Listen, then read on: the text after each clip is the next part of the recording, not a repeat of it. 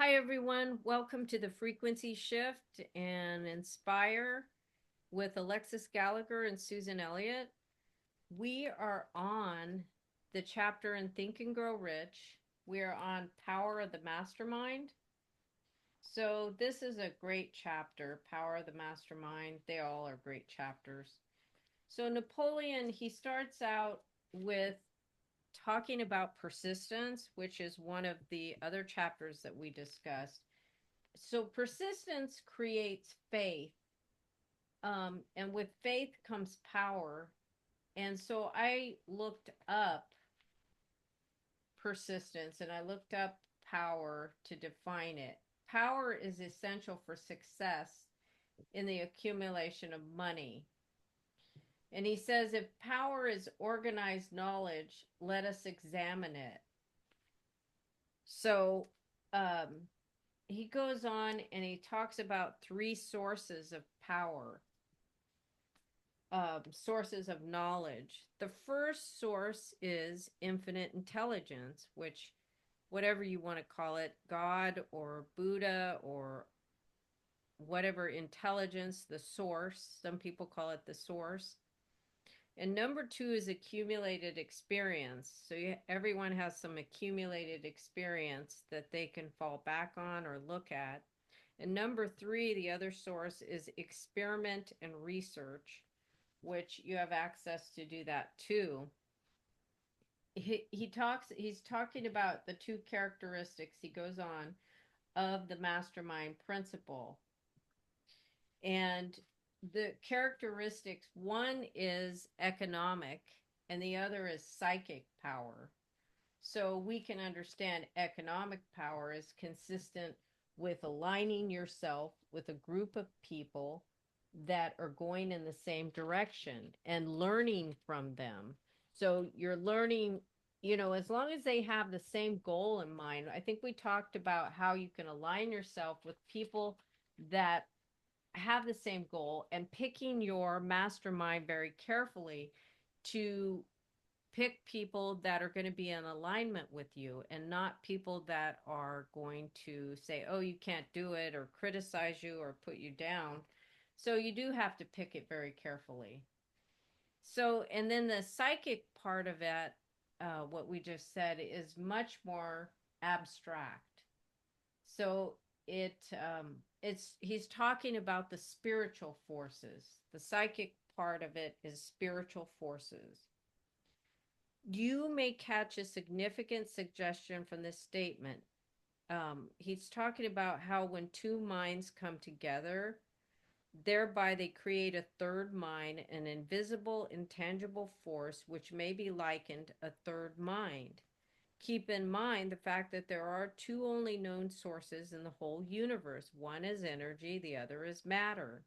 It is a well known fact that matter may be broken down into units of molecules, atoms, protons, neutrons, and electrons. And now, we know even more about it. There's even smaller things that we've identified now. This book was written in 1923, I believe. There are units of matter which may be isolated, separated, and analyzed. I mean, if you get into the study of quantum theory, it talks about how these little pieces of energy move, make quantum leaps around without even any explanation. Hmm. But that's a whole nother story. Likewise, there are units of energy. The human mind is a form of energy, a part of it being spiritual in nature.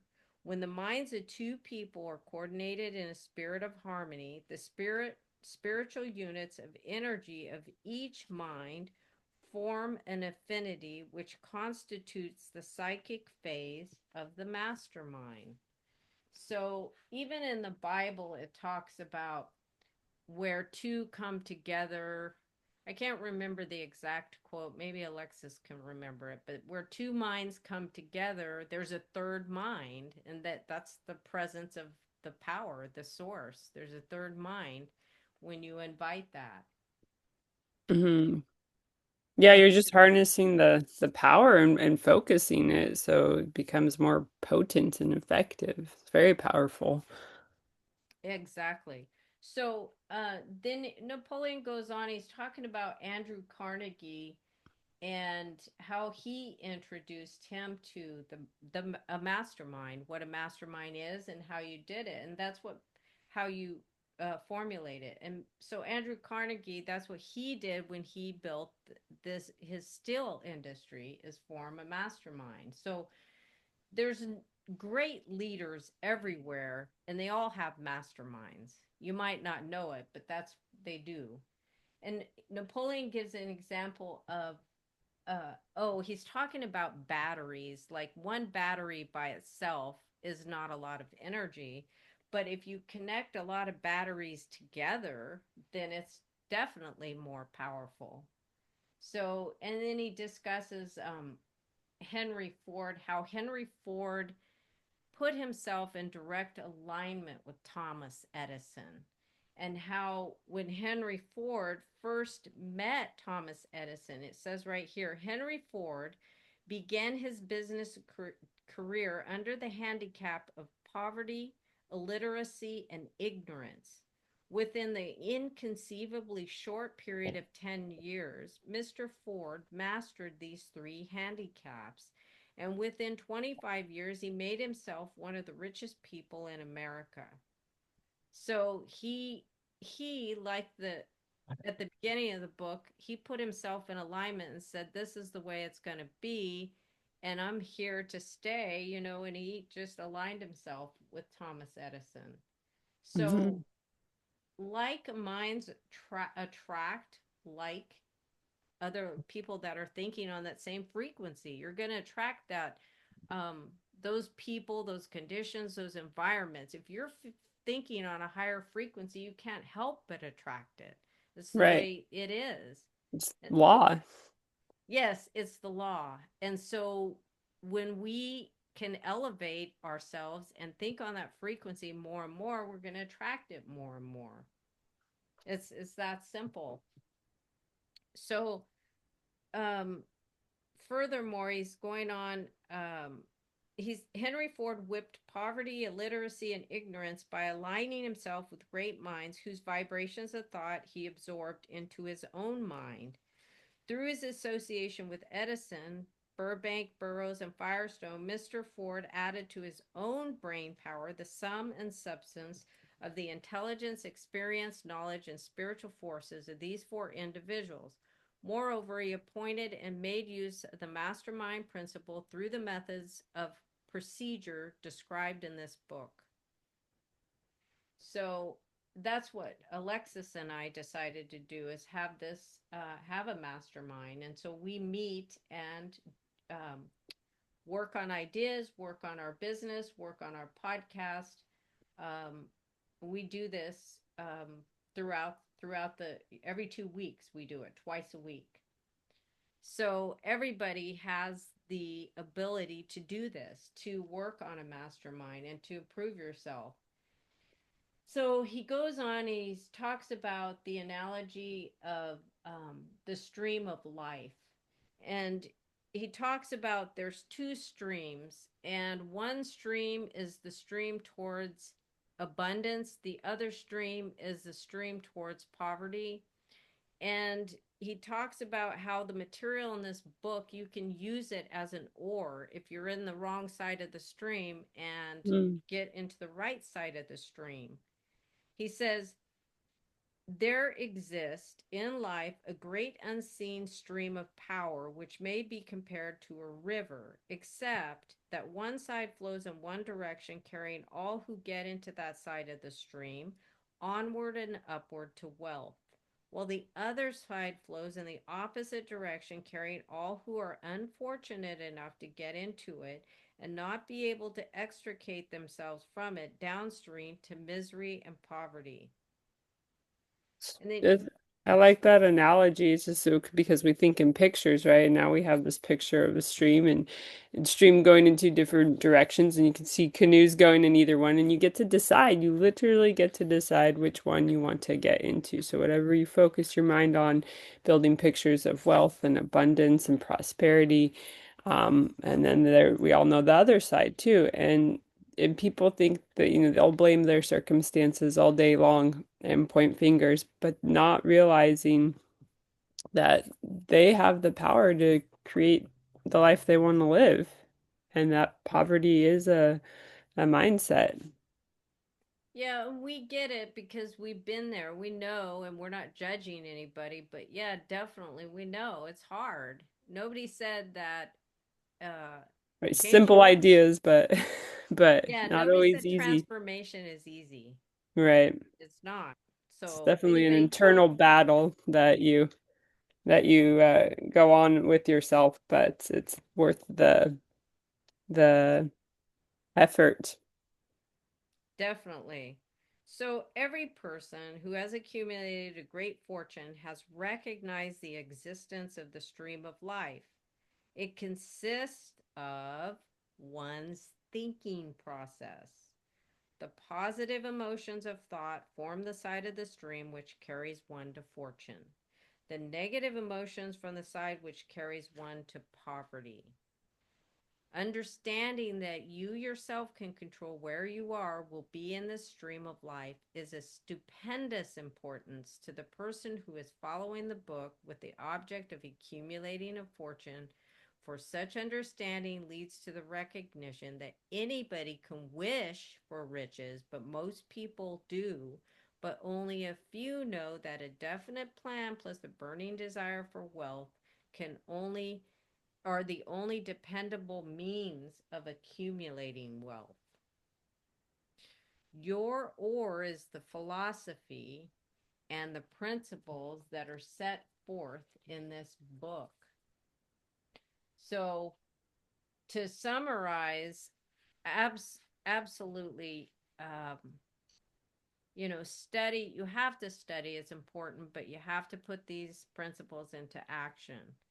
So the mastermind is the coordination of knowledge and effort between two or more people working together for a definite purpose in a spirit of harmony. And he emphasizes that true success rarely comes from solo effort. The collective intelligence, ideas, and energy of a group multiplies success. So I can think of some great leaders right now who have achieved a lot of things for humanity, which I've mentioned before. Is one of them is Elon, but I also think of like the previous owner of Berkshire. Um, Oh, Warren Buffett. yeah, Warren Buffett that stepped down. Granted, I mean, we know these type of people have masterminds. They definitely have masterminds. There's no Right. way they get there and they put all their energy into that and they benefit it and I've heard other great leaders like Bob Proctor. He says, I'm not a numbers person, I don't know anything about it, I don't want to know anything about it, but I surround myself with people and bring them in my group that do know because they're needed. Mm. So some of the core principles are the collective brain power. No one can know everything. A group of like minded, driven individuals brings multiple perspectives and solutions. And, like I just said, example are business partners or advisory boards. Number two of the core principles is harmony is essential. So you can't have any conflict in your mastermind. People have to cooperate in a spirit of harmony, like you said. They have mutual respect and they have shared goals. Number three of the core principles is a definite purpose. Each member must align around a clear shared goal. The group's energy and focus amplify individual efforts. And number four is emotional and spiritual energy. Masterminds generate motivation, confidence, and persistence. The energy comes from collective enthusiasm and belief in success. And number five is an economic advantage. Masterminds provide access to new opportunities, resources, and networks. Often this leads to faster results than working alone. So, some action steps are identify people with complementary skills and attitudes. And you you establish, you establish a shared specific goal, and you meet regularly to brainstorm, strategize, and support accountability. Maintain respect and constructive feedback. Leverage the mastermind for both personal and business growth. So I have some questions again for listeners. Who in your network could elevate your thinking and actions? That's a good question. And if there is nobody in your network that could, find somebody that can. Because if you keep hanging around the same people, not that I'm judging anybody, you're going to get the same results. That's why you have to find people that have done what you want to do and you align yourself with them. Another question is, how could you structure a mastermind group for a maximum synergy? And then the third one is, are you willing to give as much as you receive in the mastermind? So it's important to keep in mind that you're there not to get, you're there to give also. So that's a summary of it, and that's some questions. For sure, to think So, about, to ponder. I have a few more questions, but I don't know if we want to overwhelm people. What do you think, Alexis? yeah, those are great questions. And adding on to your last one, it's like I think our culture is very like go out and get. And to some people hearing this for the first time, it might be like, well, why just go out and give and expect nothing? It's this tis for tat mentality that our culture has, right? Or can have. And to just understand that there's a law, that the more we give, there's a law that just by law, it has to come back to you and it's going to come back to you tenfold. Now you don't know where it's going to come from or how the universe is going to deliver it to you. Um, and then Bob would always tell us, I generously um, give and graciously receive. And I just really love that because I think I struggled more with the receiving part. Like I can go out and give, give, give, and I feel like I can't take anything back. So for me to learn how to graciously receive was um, a growth point for myself. So I think those are great questions. Up to you, Susan, if you want to leave Yes, our thank listeners with you, some more. Alexis. So, yeah, and I heard a great quote the other day. I don't remember who said it, but they said, start the process. When you give, you're starting the process of receivership. Oh, that's really good. Yeah, and I thought, Yeah, I wow, I love like that. that. I really Yeah, like that. it's true. Everything begins to open up, just like a flower. So, yeah, don't try to do it alone. Definitely build a mastermind, Yeah, for with people that challenge you, that inspire you, and that hold you accountable. It's important to have accountability because unfortunately as humans, we can get fired up and say we're going to do it. Oh, I'm going to do it, right, when we feel good. But when we don't feel so good and we don't feel like doing it, you have to have accountability. Somebody there saying, "Oh, did you do what you said you were going to right. do?" And when you know that you have that, then it motivate or it inspires you to do it, whether you Yeah, feel like doing it or not, whatever it is. build a great team around yourself. Yes. Yes, for sure. So again, we're here to help you, inspire you, motivate you, and connect with us, and Yeah. we can help you further, dive deeper. Susan and I would love that. We teach universal law and human potential. We're available for coaching, so please check us out online, reach out, email us with any questions, or direct message us through our Instagram frequency shift page.